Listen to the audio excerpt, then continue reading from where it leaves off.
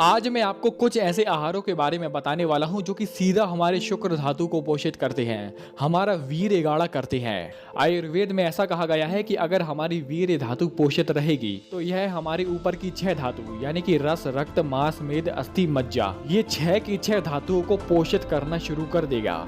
यानी कि एक बार हमारा वीर्य पोषित हो गया तब वही वीर्य हमारे मज्जा धातु को पोषित करेगा। फिर हमारी मज्जा धातु पोषित हो गई तो वही मज्जा धातु हमारे अस्थि धातु को पोषित करेगी। तो ऐसे ऐसे करके हमारी सातों के सातों धातुएं पोषित होने लगेंगी। और ये जो मैंने 5 आहार सिलेक्ट किए हैं, ये पांचों के पांचों आहार मैंने इस बात को ध्यान में रखकर सिलेक्ट किए हैं कि ये सारे आहार आपको आसानी से उपलब्ध हो जाएं, ज्यादा महंगे भी ना हो। अगर किसी कंडीशन में ज्यादा महंगे हो तो उसको कम मात्रा में लेने से ही ज्यादा फायदे मिल सके। तो आइए शुरुआत करते हैं नंबर 5 से। नंबर 5 पर मैंने रखा है पके हुए केले, जो कि जिस केले में काले काले चिट्टे होते हैं उसी केले के बारे में बात कर रहा हूँ। केले के बारे में आयुर्वेद में भी यही कहा गया है कि केला सीधा हमारे शुक्र धातु को पोषित करता है, वीर्य पर बहुत अच्छा इम्पैक्ट दिखाता है। अब अगर हम कुछ देर के लिए फैट और प्रोटीन को साइड में रख दें, उसके बारे में बात ना करें, तो केले को हम पूरा संपूर्ण आहार मान सकते हैं। और ऐसी कंडीशन में दूध के बाद सिर्फ केला ही है जो कि संपूर्ण आहार की कैटेगरी में हम उसको रख सकते हैं। और मेरे हिसाब से मेरा ऐसा मानना है कि भारत में ऐसा कोई प्रांत नहीं है जहां पर केला आसानी से उपलब्ध ना हो पाए। अब ये रहा 5वां आहार। आगे बढ़ते हैं 4थे आहार पर, जो है खजूर। वैसे अगर बात करें तो मौसम भी अभी खजूर का ही चल रहा है। वैसे तो खजूर छुहारे के रूप में साल के 12 महीने उपलब्ध हो जाता है, लेकिन इसमें है क्या कि अगर हम छुहारे खाएंगे तो इसकी मिठास कम हो जाती है। आयुर्वेद में खजूर के बारे में ऐसा कहा गया है कि ये पचने में भारी होता है, शरीर को पुष्ट करने वाला होता है, सातों धातुओं को पोषण देने वाला होता है, और मुख्यतः इसका जो इम्पैक्ट है वो हमारे वीर्य धातु पर बहुत अच्छा पड़ता है। अब आगे बढ़ते हैं और जानते हैं तीसरे आहार के बारे में, जो है दूध। ये एक ऐसा आहार है जो कि बचपन से ही हमारे शरीर को पोषण देता आ रहा है, फिर चाहे वह माँ के दूध के रूप में हो या गाय या भैंस के दूध के रूप में हो, और हो भी क्यों ना, क्योंकि संपूर्ण आहार इसको ऐसे ही नहीं कहा जाता।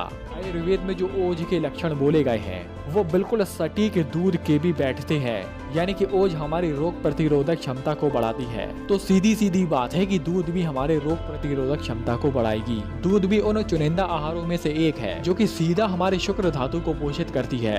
नियमित रूप से दूध का सेवन करते रहने से यह हमारे शरीर की ग्रोथ में मदद करता है, यह हमारे शरीर में बल बढ़ाता है, यह हमारे शरीर में ताकत बढ़ाता है। दूध हमारी बुद्धि के लिए बहुत अच्छा है, यह कांति वर्धक है। यानी कि नियमित रूप से दूध का सेवन करते रहने से यह हमारे चेहरे पर कांति लाता है, सुंदरता लाता है। अब आगे बढ़ते हैं और जानते हैं दूसरे आहार के बारे में, जो है गुरबंदी बादाम। गुरबंदी बादाम को देशी बादाम के नाम से भी जाना जाता है। वैसे बादाम 3 तरह की होती है, एक होती है कैलिफोर्निया बादाम, एक होती है मामरा बादाम, और एक होती है गुरबंदी बादाम। गुरबंदी बादाम खाने में थोड़ी कड़वी जरूर होती है, लेकिन इसके जो फायदे हैं, जो आपने बादाम के फायदे सुने होंगे, वो गुरबंदी बादाम के ही होते हैं।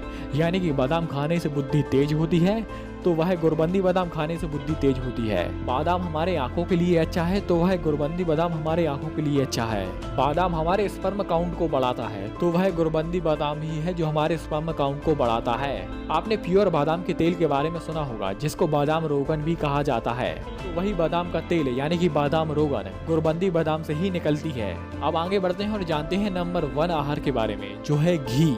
जैसे हमारे शरीर का निचोड़, भोजन का निचोड़ वीर्य होता है, ठीक उसी प्रकार दूध का निचोड़ भी घी होता है। तो सीधी सीधी बात है कि अगर हम घी खाते हैं तो उसका सीधा सीधा इम्पैक्ट हमारे वीर्य धातु पर भी पड़ता है। और कई ऐसे ग्रंथकार हैं जिन्होंने घी को सीधा वीर्य स्वरूप ही माना है। और इसी घी को ध्यान में रखकर मैंने शुरुआत में ही बोला था कि जो आहार प्राइस में ज्यादा है तो उसकी कम मात्रा में ही हम ज्यादा फायदे ले सकते हैं। तो ये बात सीधी सीधी घी पर भी लागू होती है। हालांकि इसके प्राइस ज्यादा होते हैं, इसकी कीमत ज्यादा होती है, लेकिन इसकी दिन में 2 चम्मच ही लेना काफी है। इसमें अंग्रेजी डॉक्टर क्या कुछ बोल रहे हैं, आपको कुछ ध्यान में सब एक तरफ रखो। और इसमें तो मैं ये बोलूंगा कि अगर जो पीछे बताए हुए 4 आहार है वो ऑप्शनल है, वो आपको खाना है खाओ, नहीं खाना है मत खाओ, लेकिन घी खाना कंपलसरी है। ये तो आपको जरूर ही खाना चाहिए।